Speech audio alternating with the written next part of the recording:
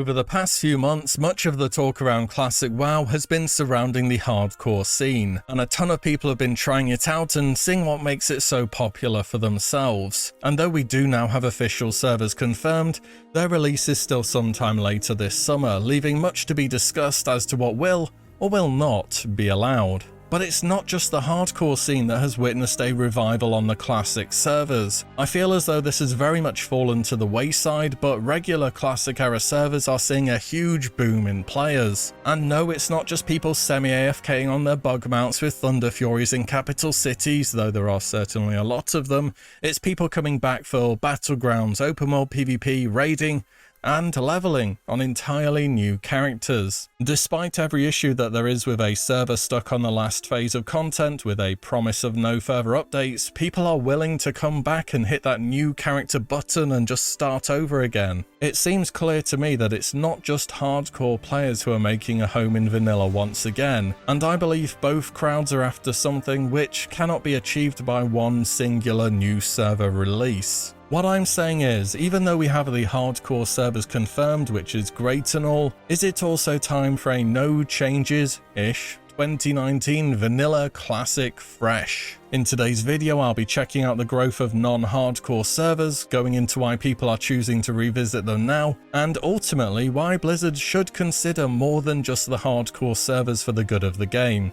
Let's go back though. Imagine how it was in 2019. Classic World of Warcraft is finally releasing. You've cleared your entire calendar for 2 weeks. You have your healthy diet of Doritos and Mountain Dew prepared. You're physically and mentally ready to smash this game, and you are a ripe young age of 28. To go back to simpler times. I guess really none of this should have been a surprise. Vanilla has been popular seemingly forever now, and even compared to TBC and Wrath of the Lich King, it really does offer a totally unique experience. 40-man raids, world buffs, no flying, insane stacking of buffs, questionable class balance, PvP ranking, a huge open world, and so much more. You probably heard some of those and recoiled at the thought of going back to it. Others are waiting for a chance to go back and do them all again. If you can say one thing about vanilla, is that it really doesn't try to cater to everyone. And if somebody hates something, there's going to be someone else that loves it. Even still, it's kind of amazing how many people are going back to these servers. And it's always difficult to know exactly how popular any realm is, given we don't have official numbers from Blizzard, but there are some ways we can estimate it. Even just logging into a server and eyeballing it is a reasonable starting point. I did a walk through Stormwind and Orgrimmar between around 8:30 AM to 8:45 on a Wednesday morning. Also, there were no world buffs dropping at this point in time. If I'm making a video about these servers being popular,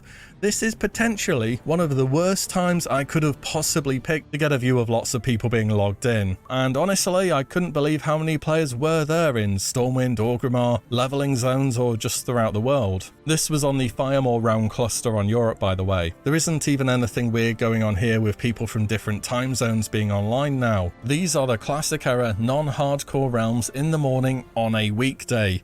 And dare I say it, this looks pretty good to me. I mean, if Stormwind looked like this on a morning during actual Classic, I'd be kind of happy with it. And I don't have an active NA account to go and check, but I'm told their most active server cluster is Whitemane, and it's quite a similar story. Also, in case you are wondering, the PvP clusters are a lot more active. I suppose I should mention this now, but servers on Era are linked together, so this will contribute to how many players you are meeting in the world. This happened sometime after Era servers were made to boost player encounters within the game. This is different from merging too, as you'll see players with their own name and then their realm name after. The PvE realms are less active in general and are all linked together too, be it on EU or NA, so you can pick any of them if you want to play on PvE, it doesn't matter. The RP realms are not part of any cluster, which is why the hardcore players have gone there. Anyways, back over to Firemore. I went and had a check on the auction house to see whether there were many items being posted and how much they were going for. There were some 30,000 items in total and some pretty reasonable or even cheap prices for things such as Arcane Crystal, Black Lotus, Elemental Earth or Fire, and so on. I also had a character over on Golemag Horde to check out how things were looking for the reds. Golemag is on the same cluster as Firemore, by the way. Again, there were plenty of people occupying Orgrimmar and chilling on top of the bank. The auction house had nearly 25,000 items and again some pretty sensible prices. I also flicked through some leveling zones on /who for both Horde and the Alliance, and as suspected there are a ton of players just doing some plain old vanilla WoW leveling. Starter zones were often capped or near enough showing 50 players, and the later game zones also had a decent number of players progressing too. This to me says there's pretty clearly a whole bunch of players who are just after the vanilla experience. They want to be able to do multiple dungeons, to trade, to group whenever, and if they die they just resurrect and go on their merry way. And I get it, it's way more chill than hardcore. You don't have to worry about losing your character or going again. You're happy to get a dungeon run going without that worry of being griefed. And perhaps biggest of all, there's just a lot more going on at the end game. There are more raids running, and it's less min-maxy or gatekeepy, whatever you want to call it. Not that these are a bad thing in hardcore settings. If your raiding and its death equals delete and you've invested hundreds of hours into your character, you can bet people are going to want to see a certain level of commitment from all the active raiders. But during the regular endgame, this isn't really a concern. Also, Warcraft Logs still maintains a page where the data is actively populated from error servers, so we can see how many players to this day are choosing to raid on this version of the game. We're going to be looking at passes here, a pass being a single ranking for one boss kill over the past 2 weeks. You already know you're looking at vanilla when warriors are this far ahead, don't you? Anyways, over just the past 2 weeks, there's been about 68,000 passes total in Molten Core, 51,000 in Blackwing Lair, 42,000 in AQ40, and about 74,000 in Naxxramas. These are from all passes logged globally. Here's another way of putting that. So if Naxxramas has 74,000 passes and is a 15 boss raid, that's kind of similar to saying 4,933 people have done Naxxramas over the past 2 weeks, or have full cleared it at least. And if you consider a raid is 40 people, that's about 123 40-man raids having done Nax over the past 2 weeks.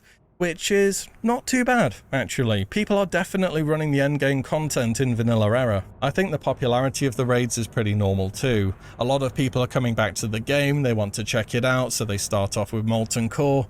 There's less people doing Blackwing Lair and AQ40 because, I mean, well, Nax is out. And then Nax is the most popular because it's the end of the endgame in vanilla. In terms of PvP, there was less action compared to leveling or PvE, and it seemed as though Warsong Gulch was the most popular battleground, at least outside of weekend events. This again makes sense. Warsong Gulch is the smallest battleground and in total only needs 20 players to start. I believe there is cross-faction battlegrounds in Era 2, so this should help games start more regularly. Remember, in Classic there's no experience from battlegrounds, and Blizzard has recently announced they will be doing a ranked reset.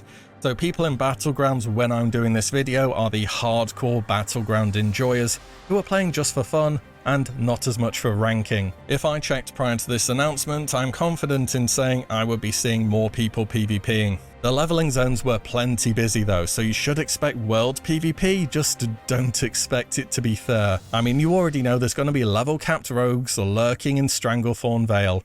It's vanilla open world PvP, it ain't fair. So the question is, why are people making a move back to a no changes, no updates, last phase vanilla server now? Biggest reason, honestly, this is the option that exists if you want to play it. You know, on the subreddit and forums, I've already seen a bunch of posts cropping up about TBC2 recently. Blizzard should have 100% kept that on error to anticipate future demand. Maybe it's not too late, but it just feels like a missed opportunity. Vanilla is also a very different experience to Wrath. I feel as though I kind of already have my mind made up about Wrath as an expansion, despite not being all the way through, and it seems as though many players didn't quite appreciate to what extent it really changed the core fundamentals of the game. Still, I'll wait towards the end before making that video. And as popular as hardcore has been, it's just very different from that standard vanilla WoW formula.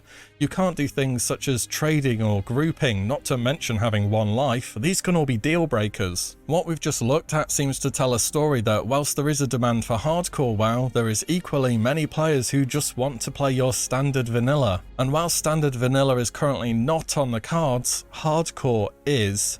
So here is what might be kind of a hot take.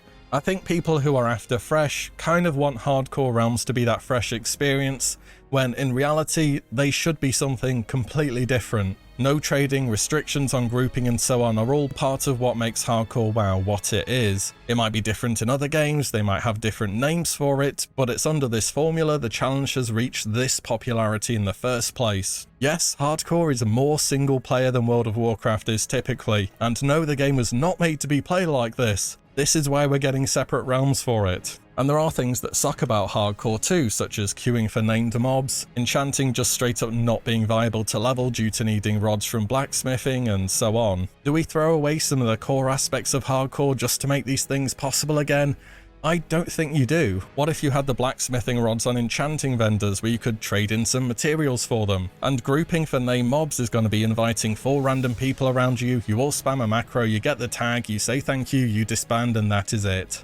It's just not really that great. Why not add additional named mobs for low-level quests that can drop the quest items? There's Gold Tooth in Fargo Deep Mine. Hey, let's add Silver Tooth and Bronze Tooth. All of them can drop the quest item, and 3 different spawn locations will be more than enough to not create bottlenecks. You may have noticed with the launch of Wrath of the Lich King and beyond, Blizzard specifically split players up into different zones. Wrath had Borean Tundra or Howling Fjord, Kata was Hyjal or Vashir, and so on. I mean, this is going to be effort with adding extra mobs and updating the quest text, so don't expect it to happen or anything, but hey, I think it would fix the problem. It's just by now we've had 2019 Classic where you can group and trade, Season of Mastery where you can group and trade, Era where you can group and trade, TBC where you can group and trade, Wrath of the Lich King where you can group and trade, and now we have a server where this might not happen and it's a problem. I don't know, I think we could try something different and it might not be a bad thing. And yes, of course, there will be hardcore enjoyers who are skipping it at the moment because of the rules. I'm not saying these people don't exist, it's just you can actively see how many people are going by the rules at the moment, even if they are not perfect. And they won't ever be perfect, by the way. There is a saying, don't sacrifice something good for perfect. What we have at the moment is good. It's really good, in fact. But it is clear all the same that these standard vanilla enjoyers have been growing alongside those who like hardcore. Why is it only one of them is getting what they want? Because you won't be able to keep both crowds happy with the same servers, I am sure about that. Do vanilla fans just have to wait for the next seasonal server later this year instead? Well, it'll be a fresh where you can trade, group, all of that stuff. I think we can safely assume that, but who knows what other changes it will have. I mean, imagine the thought of a warrior not doing 4 times the damage of half the classes in the game. Who would want to play that, right? Or should there just maybe be, well, a normal fresh? There are, of course, potential issues, such as splitting the player base for one. We've already got so many iterations of World of Warcraft, do we really need more? And it creates competition for people's attention in your own game, and that just doesn't seem very sensible. Then again, whatever you do, someone is going to have a problem with it. Overall, I just hope for hardcore servers we can play launch day or after 6 months and it's fundamentally the same experience. And that's going to mean it's different from vanilla, which will mean it's not for everyone. And I think that that is okay. Also, I think the amount of people just taking on plain vanilla are worth noticing too. It might not have been as prominent of a rise as hardcore has been, but it's clear that a lot of players want that. That's all for the thoughts today though, just a bunch of things I wanted to say about vanilla doing well and the hardcore servers in general. Any thoughts you have about all of this? Do drop it down below. And as always, thank you all so much for watching and listening in, and I'll see you all in the next one very soon.